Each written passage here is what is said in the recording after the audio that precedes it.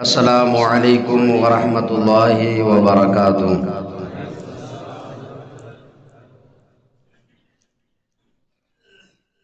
الحمد للہ الذی من علینا اذ جعلنا من امت حبیبہ المصطفى، والصلاة والسلام على سيدنا محمد المجتبى، وعلى آله وأصحابه وأزواجه التقى والنقى، وعلينا معهم إلى يوم اللقاء. أما بعد فأعوذ بالله من الشيطان الرجيم. بسم الله الرحمن الرحيم.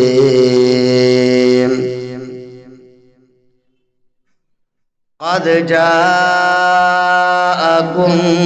من الله نور وكتاب مبين.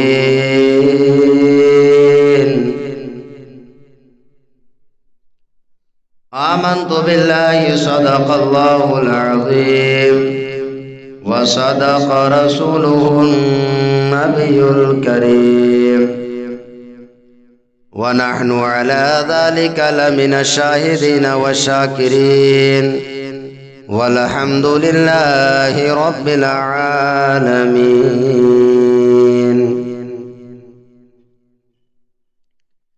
نثار تیری چہل پہل پر ہزاروں عیدیں ربیع الاول. نثار تیری چہل پہل پر ہزاروں عیدیں ربیع الاول، سوائے ابلیس کے جہاں میں سبھی تو خوشیاں منا رہے ہیں. سوائے ابلیس کے جہاں میں سبھی تو خوشیاں منا رہے ہیں. اور صبح طیبہ میں ہوئی بڑھتا ہے باڑا نور کا، صبح طیبہ میں ہوئی بڑھتا ہے باڑا نور کا،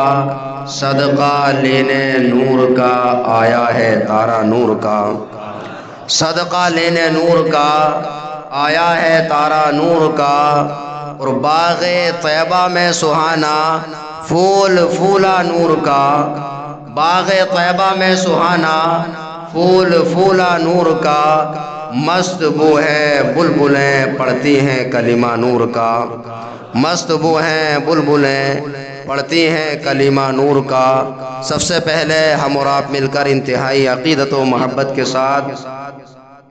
ساری کائنات کے مرکز عقیدت مصطفیٰ جان رحمت، ہم غریبوں کے غم گسار سید ابرار و اخیار، ساری کائنات کے مالک و مختار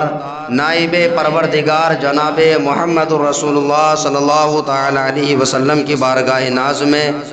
ہدیہ درود و سلام نچھاور کریں اور بلند آواز سے درود پاک پڑھیں. اللہم صلی علی سیدنا و مولانا محمد وبارک وسلم صلاۃ و سلاما علیک یا رسول اللہ صلی اللہ تعالی علیہ وسلم. ہم اہل سنت والجماعت نبی کریم صلی اللہ تعالی علیہ وسلم کی ولادت کا جشن مناتے ہیں اور سرکار کی ولادت کی تاریخ کو عید کے طور پر مناتے ہیں. اب ہم اس کو مناتے ہیں، ابھی آپ کو اچھی طرح سے یاد ہونا چاہیے کہ ہر زمانے میں یہ تو میلاد النبی کی بات ہے، ہر زمانے میں خدا کے وجود پر بھی اختلاف رہا ہے. پہلے بھی اختلاف تھا، آج بھی اختلاف ہے. ہم مانتے ہیں خدا ایک ہے، کچھ مانتے ہیں خدا ایک نہیں ایک سے زیادہ ہے. تو کچھ اقوام ایسی بھی ہیں جو کسی کو خدا ہی نہیں مانتی، اور کچھ قومیں ایسی بھی ہیں کہ اگر وہ خدا ماننے پر آ جائیں تو جتنی انسانوں کی تعداد ہے اس کی تعداد سے زیادہ گنتی میں خداؤں کو ماننے لگتی ہیں۔ تو یہ ہر زمانے میں رہا ہے۔ تو اسی طرح بلا تمثیل سمجھنا چاہیے کہ ہم اہل سنت والجماعت میلاد النبی صلی اللہ تعالی علیہ وسلم کا جشن مناتے ہیں، ہر سال اس پر خوشیاں مناتے ہیں، اپنے گھروں کو سجاتے ہیں، اور نبی پاک صلی اللہ تعالی علیہ وسلم کی محافل قائم کرتے ہیں، نعت و منقبت گنگناتے ہیں، سرکار دو عالم صلی اللہ علیہ وسلم کی پیدائش کا ذکر کرتے ہیں، آپ کی خصوصیات کا ذکر کرتے ہیں۔ تو اس پر کچھ لوگ ہم سے دلیل اور ثبوت مانگتے ہیں، اور وہ یہ کہتے ہوئے نظر آتے ہیں کہ تم میلاد النبی صلی اللہ تعالی علیہ وسلم مناتے ہو، تو بتاؤ میلاد النبی منانا قرآن سے کس طرح سے ثابت ہے؟ کیا سرکار دو عالم صلی اللہ علیہ وسلم نے کبھی میلاد النبی کو منایا ہے؟ کیا صحابہ کرام نے میلاد النبی کو منایا ہے؟ کیا صحابہ کرام کے بعد میں تابعین نے میلاد النبی کو منایا ہے؟ اب ایک عام انسان کہ جس کو علم نہیں وہ یہ کہتا ہوا نظر آتا ہے، یا تو اس کے پاس میں کوئی جواب نہیں ہوتا ہے، یا پھر وہ انسان جواب سے غافل ہوتا ہے، جس کی وجہ سے وہ انسان مبہوت ہو کر کے رہ جاتا ہے۔ تو آج میں آپ کو کچھ ایسی چیزیں بتانے کے لیے جا رہا ہوں، عوامی سطح پر نہ زیادہ علمی بات ہے کہ اگر آپ سے کوئی سوال کر بیٹھے کیا میلاد النبی منانے کا کوئی ثبوت ہے، اگر میلاد النبی مناتے ہو تو یہ کیوں مناتے ہو؟ جبکہ ہمارے اوپر لوگ اعتراض کرتے ہیں کہ عیدیں تو صرف دو ہیں، پھر عید میلاد النبی تیسری عید کہاں سے آ گئی؟ اس میں ایک سوال یہ پیدا ہوتا ہے کہ میلاد النبی کو آپ عید کے طور پر مناتے ہو تو عید کے بارے میں تو یہ آیا ہے کہ عید کے دن روزہ رکھنا ممنوع ہے، اگر کوئی روزہ رکھتا ہے تو یہ ناجائز ہے، حالانکہ سرکار دو عالم صلی اللہ علیہ وسلم اپنی ولادت کے دن پر ہر ہفتے میں آپ روزہ رکھا کرتے تھے۔ جب سرکار روزہ رکھتے تھے تو آپ روزہ کیوں نہیں رکھتے ہو؟ اگر تم کہو گے کہ روزہ بھی رکھ سکتے ہیں تو عید کے دن روزہ رکھنا تو ممنوع ہوتا ہے۔ حضرات جب اس طرح کے سوال ہمارے سامنے کوئی قائم کرتا ہے تو ہمارے پاس میں اس کا جواب ہمارے علم کی کمی کی وجہ سے نہیں بن پاتا ہے۔ اب میں آپ کو بتانا چاہوں گا، ہم عید میلاد النبی کو مناتے ہیں، ہر سال نہیں بلکہ ہر ہفتے مناتے ہیں، اور اہل سنت والجماعت کا تو عقیدہ یہ ہے کہ سال کے 12 مہینے ہوتے ہیں، اور اس میں جتنے بھی ہفتے ہوتے ہیں، اس میں جتنے بھی پہر ہوتے ہیں، جتنے لمحات اور ساعات ہوتے ہیں، ہر ساعت میں کہیں نہ کہیں پر سرکار دو عالم صلی اللہ علیہ وسلم کی میلاد کا چرچا ہوتا ہے۔ ہم سال میں ایک مرتبہ میلاد النبی نہیں مناتے ہیں بلکہ ہم وقت سرکار دو عالم صلی اللہ علیہ وسلم کا میلاد مناتے ہیں۔ اب اس کا ثبوت کہاں سے آ گیا کہ سرکار کا میلاد منایا جائے؟ تو آسان لفظوں میں سمجھنا چاہیے کہ ہم 5 وقتہ نماز ادا کرتے ہیں، 5 وقتہ نماز ادا کرتے ہیں، اور آپ کو معلوم ہونا چاہیے نماز پڑھنا یہ فرض عین ہے۔ لوگ یہ سوال کرتے ہیں کہ نبی کی پیدائش کو منانا یہ کیسے جائز ہے؟ تو آپ غور کیجئے، اختصار میں بتا دوں کیونکہ جمعۃ المبارکہ کا دن ہے، اس میں بہت مختصر وقت ہوتا ہے۔ ہم فجر کی نماز ادا کرتے ہیں تو کسی کی یاد کو منانا یہ کوئی نیا طریقہ نہیں بلکہ اللہ تعالیٰ نے اس کا حکم دیا۔ اور یاد رکھیے کہ بدعت کی تعریف یہ ہے، بدعت اسے کہتے ہیں ما لم یقم علیہ دلیل الشرعی فہو بدعت، کہ جس پر کوئی دلیل شرعی قائم نہ ہو ایسے طریقے کو دین میں رائج کرنا یہ بدعت کہلاتا ہے۔ اور جس چیز کا ثبوت شرعی دلیل سے ہو، ما قام علیہ دلیل الشرعی فہو سنت، جس چیز پر کوئی دلیل شرعی قائم ہو، دلیل شرعی سے کسی چیز کا ثبوت ہو جائے وہ پھر بدعت نہیں ہوتا ہے بلکہ وہ نبی کی سنت مبارکہ ہوا کرتا ہے۔ اور کسی چیز کو منانے کے طور پر اس کی حیت کو بدل دینا، اس کے اندر کچھ چیزوں کو داخل کر دینا، اگر یہ سمجھ کر کے داخل نہ کیا جائے کہ یہ فرض ہے یا واجب ہے، تو اس کے اندر جن چیزوں کو داخل کیا گیا ہے اگر شریعت کے دوسرے دلائل سے وہ ناجائز و حرام نہ ہو تو وہ تمام کی تمام چیزیں بھی اس کے اندر رائج کرنے میں کوئی گناہ اور کوئی قباحت نہیں ہے۔ اگر وہ تمام کے تمام کام اگر اس سے قوم کو کوئی فائدہ ہوتا ہے یا اس سے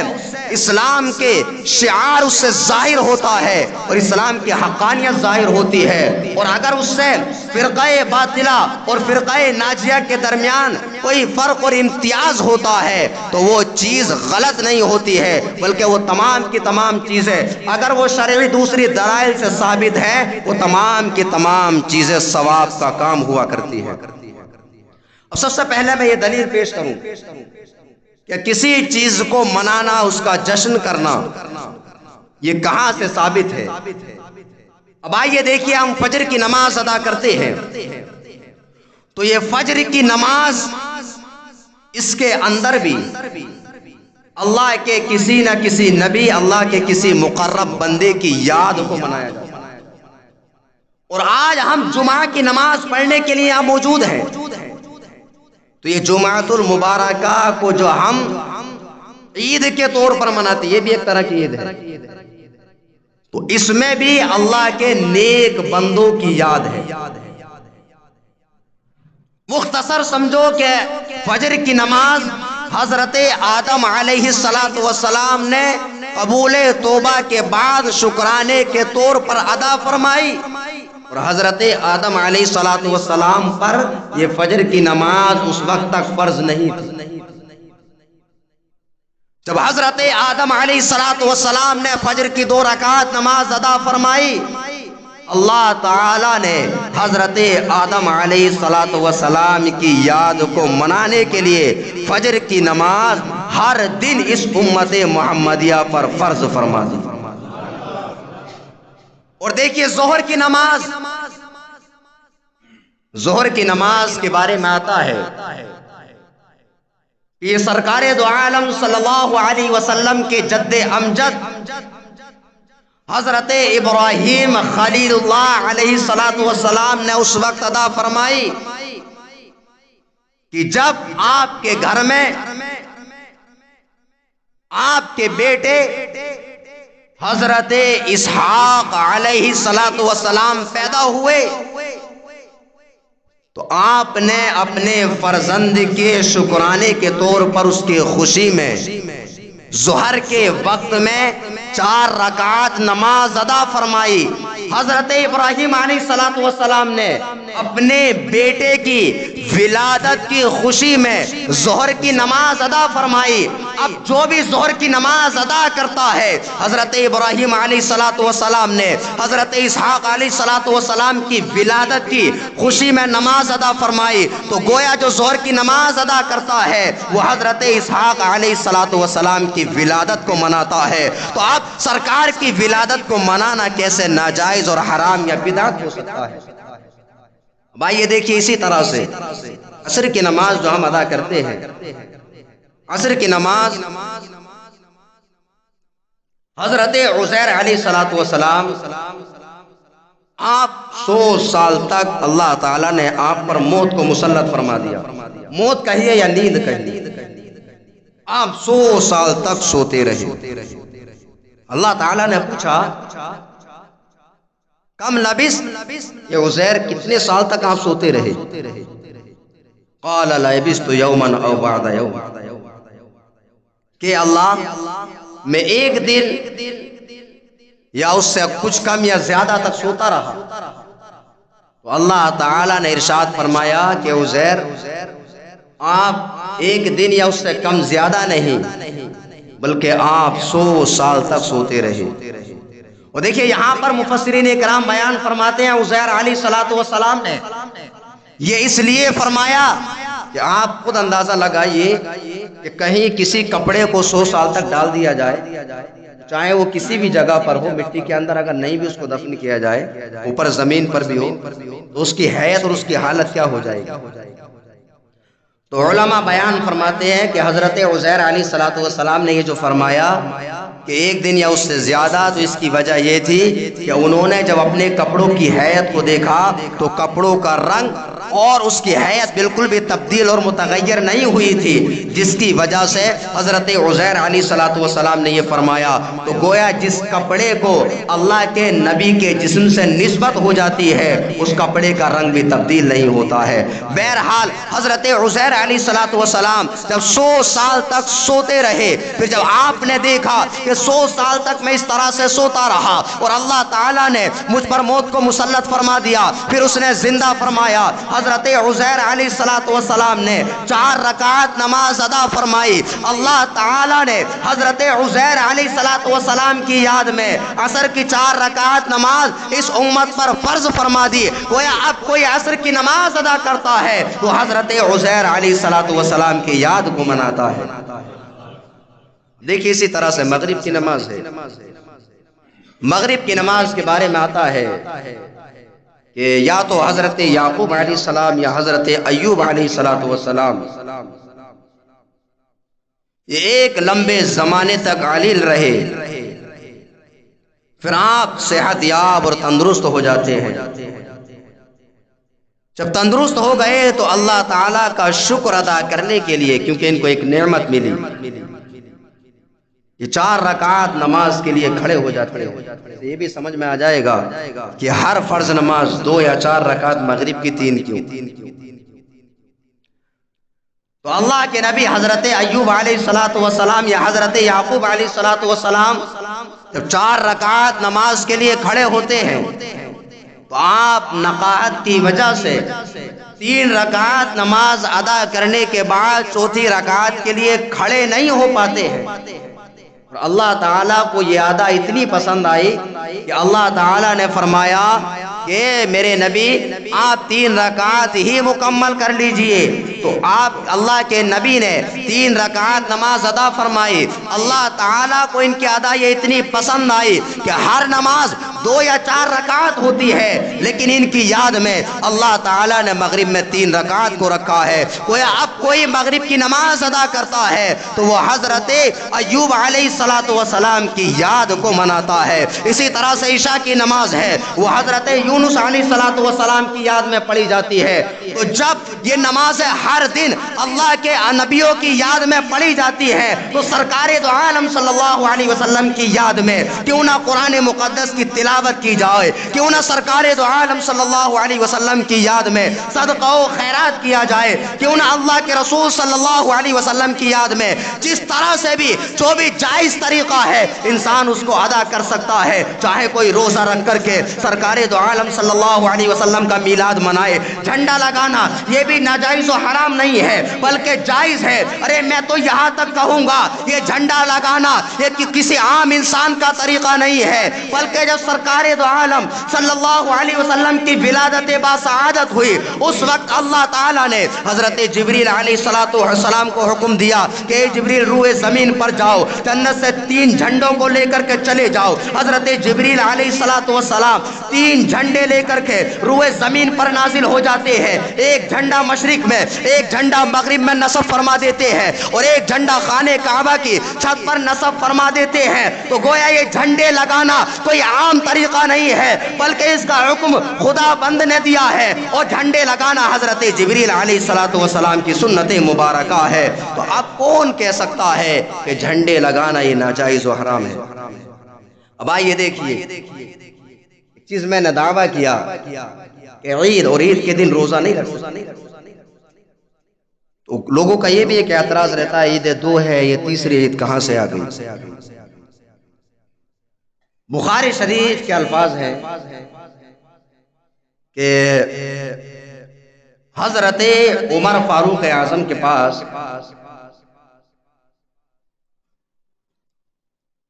ایک شخص آیا اور اس نے کہا جب یہ آیت مبارکہ نازل ہوئی الیوم اکملت لکم دینکم واتممت علیکم نعمتی ورضیت لکم الاسلام دینا، کہ آج تمہارے لیے تمہارا دین مکمل ہو گیا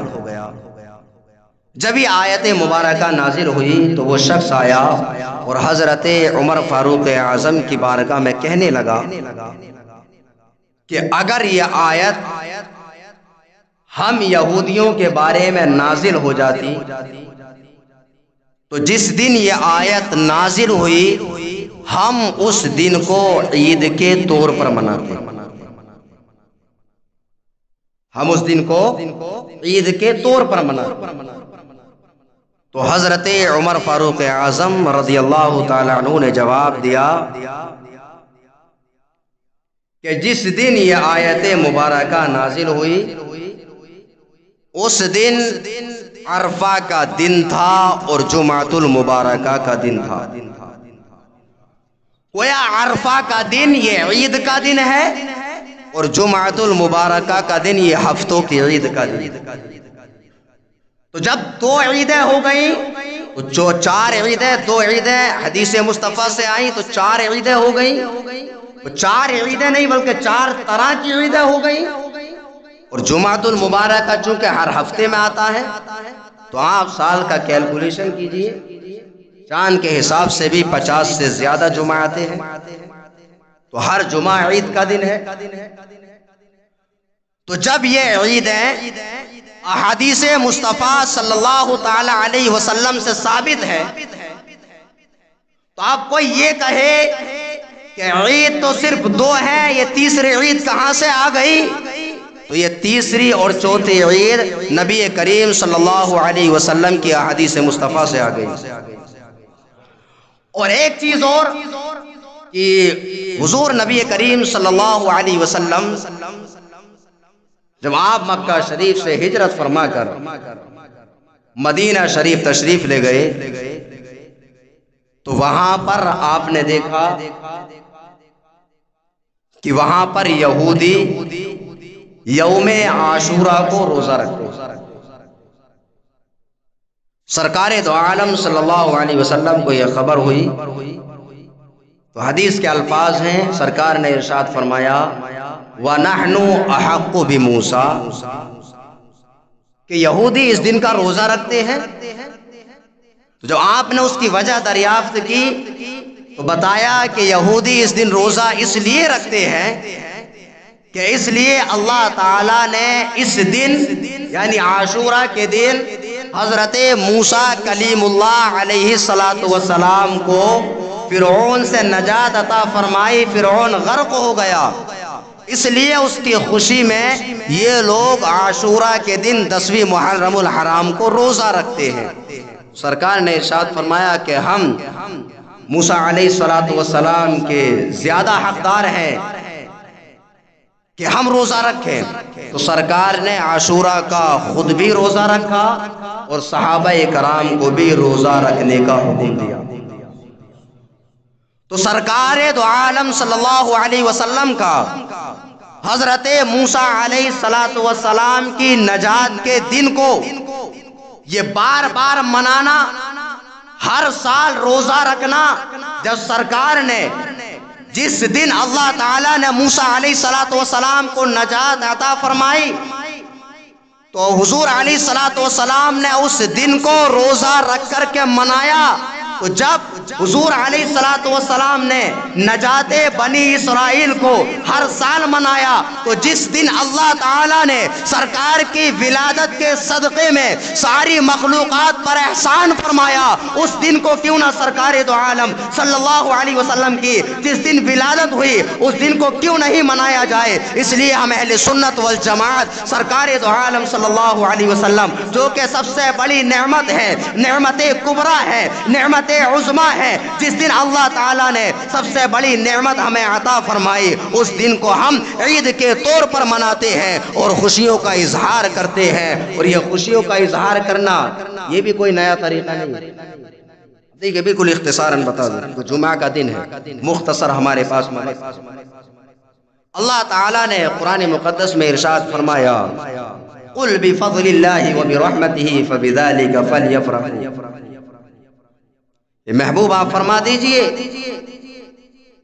بفضل اللہ وبرحمتہ، اللہ کے فضل اور اس کی رحمت پر فَبِذَلِكَ فَلْيَفْرَحُوا، لوگوں کو چاہیے کہ اس کے فضل اور اس کی رحمت پر خوشیاں منائیں۔ تو آپ دیکھیے قرآن مقدس کی جب تفسیر بیان کرتے ہیں تو تفسیر بیان کرنے کے اس کے الگ الگ مراتب ہوتے ہیں۔ ایک تو ہوتا ہے تفسیر القرآن بالقرآن، یا پھر ہوتا ہے تفسیر القرآن بالحدیث۔ تو اس میں اللہ تعالیٰ نے ارشاد فرمایا کہ اس کے فضل اس کی رحمت پر لوگوں کو چاہیے کہ خوشیاں منائیں۔ تو آپ خود قرآن میں تلاش کر لیجئے کہ رحمت کیا ہے۔ اللہ تعالیٰ نے یہاں پر رحمت پر خوشی منانے کا حکم دیا، اور آج جب دوسری آیت قرآن کی پڑھتے ہیں تو اللہ تعالیٰ نے ارشاد فرمایا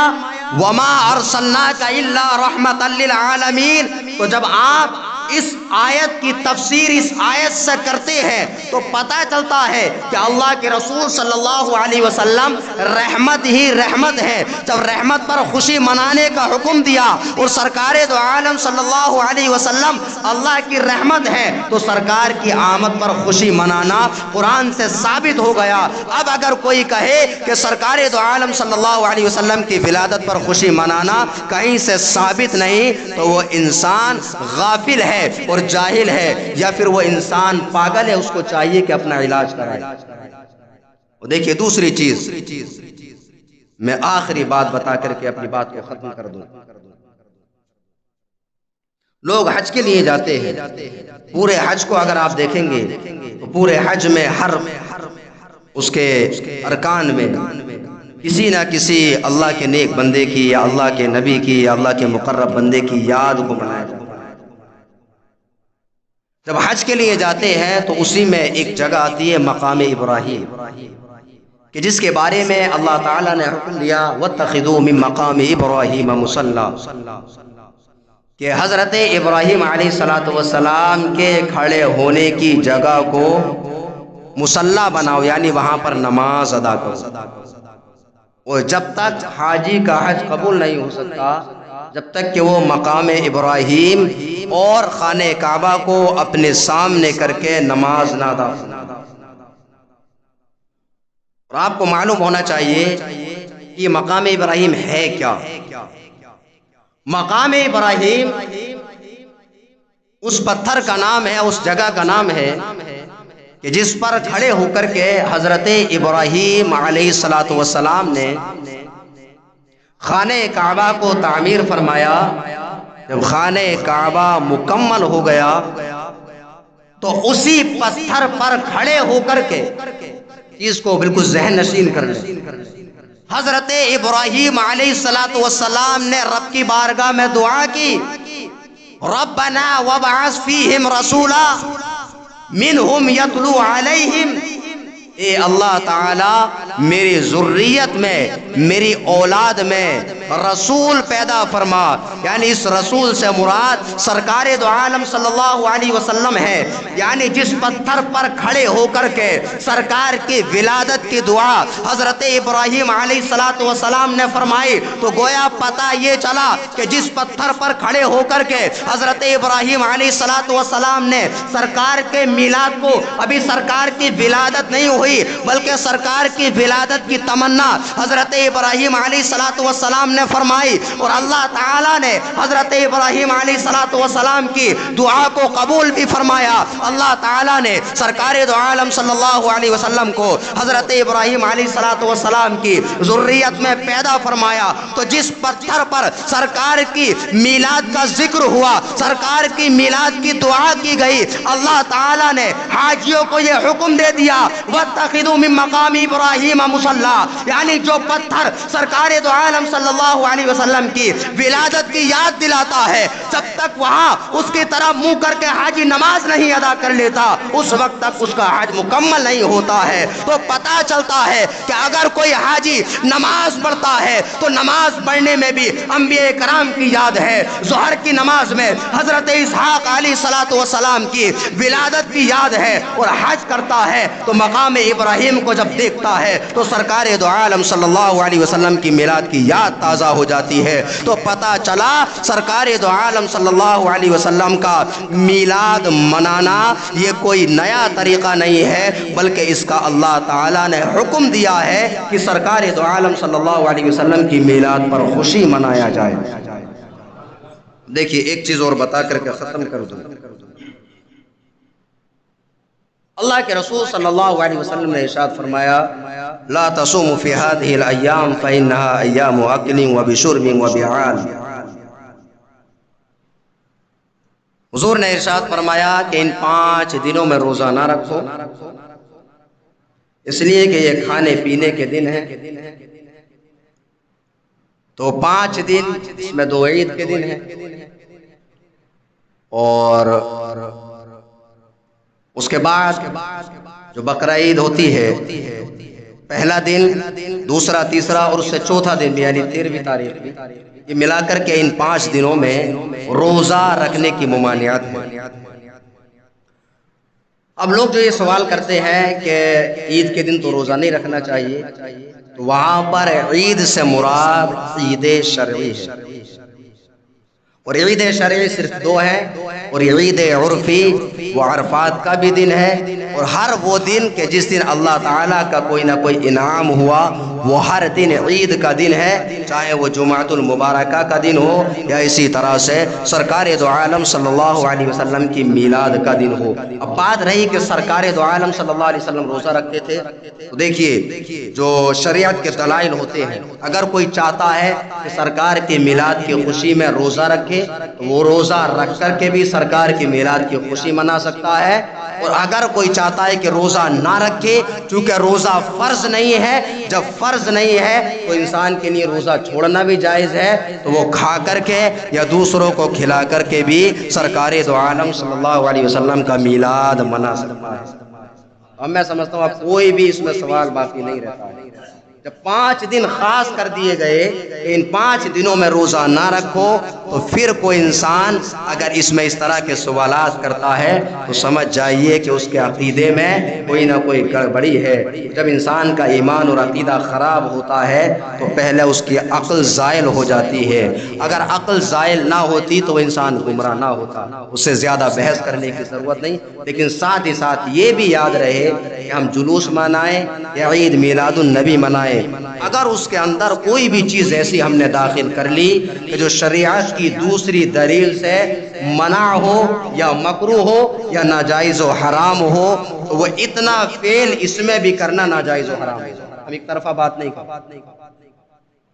ہر وہ چیز جو شریعت کی دوسری دلیل سے ممنوع ہو یا ناجائز و حرام ہو، وہ عید میلاد النبی میں بھی ناجائز و حرام ہوگی۔ جیسے مثال کے طور پہ کھانے کو پھینکنا یہ جائز نہیں ہے، سمجھ رہے ہیں؟ نصیحت بھی کر دوں، تو یہ جب دوسری دلائل سے جب جائز ہی نہیں ہے تو عید میلاد النبی پر بھی جائز نہیں ہے۔ اسی طرح سے ناچنا یہ کسی بھی طرح سے جائز نہیں ہے، جلوس میں بھی جائز نہیں ہو سکتا۔ اسی طرح سے اپنے مال کو تلف کرنا دوسری جگہ پر جائز نہیں تو یہاں پر بھی جائز نہیں ہو سکتا۔ مرد و عورت کا آپس میں اختلاط یعنی جلوس اس طرح سے نکالنا کہ مرد اور عورت آپس میں مل جائیں، یہ دوسرے دلائل سے کیونکہ ناجائز و حرام ہے تو یہاں پر بھی ناجائز و حرام رہے گا۔ یعنی ہر وہ چیز، اسی طرح سے قرآن مقدس کی تلاوت اگر بہت سارے لوگ مل کر کے ایک ساتھ کریں تو یہ ناجائز ہے، یہاں پر بھی ناجائز ہوگا۔ اگر کوئی قرآن کی تلاوت کرتا ہے تو اکیلے کرے یا آہستہ انداز میں کرے،